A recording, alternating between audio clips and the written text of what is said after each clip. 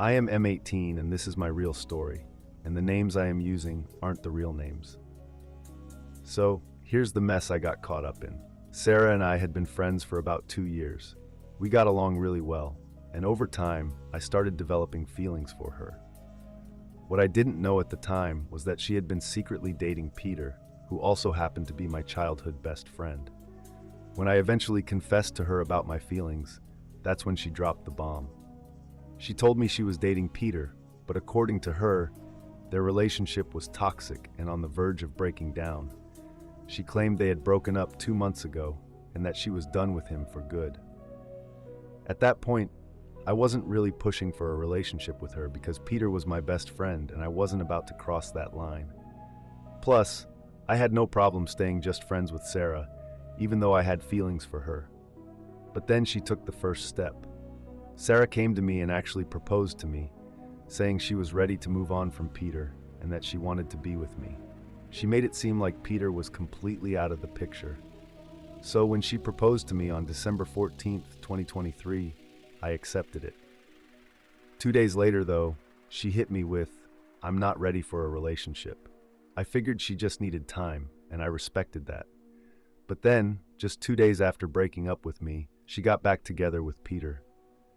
That's when I knew something was up. I immediately distanced myself from her because the whole thing felt like a game. Then, out of nowhere, she came back again. She said it was all a big misunderstanding, that she didn't mean to hurt me, and that she just needed more time. She even gave me her most precious ring as a promise, saying she'd always be with me and that she just needed space to figure things out. Being the idiot that I was, I believed her and thought everything would be fine. Fast forward 7 months. Turns out she was playing both Peter and me the whole time. She was still talking to him like nothing ever happened, going out on dates with him, and even calling him by couple Y pet names. And to top it off, she had also started seeing this other guy, Sam, behind both our backs. She was juggling all of us like we were her little toys, thinking she could get away with it. When the truth finally came out, I cut ties with her completely. But instead of owning up to her actions, she and her family blocked me on every social media platform. Then she started going around, playing the victim, telling people that I was the one ruining her and her family's reputation. She claimed I was getting back at her because she had rejected me and that I was making her parents cry. What pissed me off the most was that she told some people I had been inappropriately touching her, when all the while she had been texting me things like, "You're the best person I've ever met, and you're the greenest flag." It was so twisted. Her mom even tried to cover for her at one point, messaging me with some weak apology, trying to do damage control, apologizing for Sara's behavior, and even going as far as blaming her upbringing, but it was just an act to keep the truth from getting out. But by that time, I was done with the whole situation. The damage had already been done. The good thing is that most of my close friends didn't buy her story. Even people who barely knew me started doubting her side of things. But some of my friends, as expected, took her side.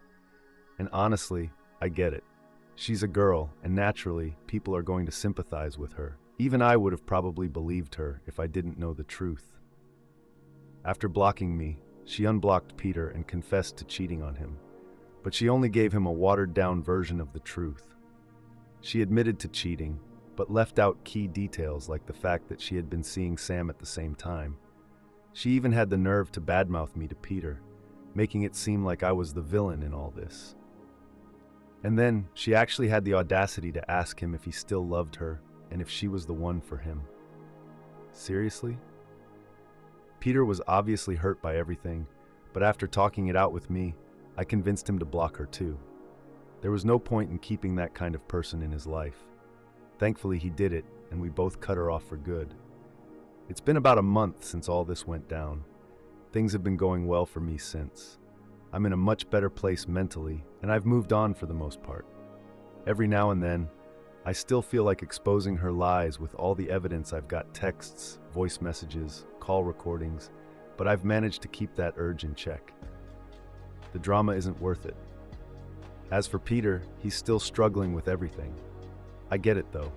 It's hard to let go of someone you were that emotionally involved with, even if they treated you like garbage. He still misses her sometimes, but I'm confident he won't go back to her after knowing everything she's done. It just takes time to move on, and I get that. And as for Sara, well, she's still out there playing the victim card, trying to make herself look innocent. The few friends who believed her at first still think that I am the bad guy. It's been a rough experience, but I'm glad I'm done with her, and I'm grateful that my friendship with Peter is stronger than ever. After we pieced everything together, Peter and I realized that neither of us was completely in the right. We had both made mistakes. In the end, we told each other everything, including the awful things we'd said behind each other's back. Neither of us expected an apology, and instead of dwelling on it, we just decided to move on and enjoy life like nothing happened. When Sara started blaming me for everything, Peter actually helped me gather proof of my innocence.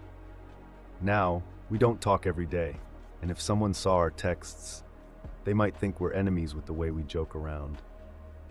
But we both understand that we don't need constant contact to stay connected. We're always there for each other, and especially now that we're at the same university, we hang out more often.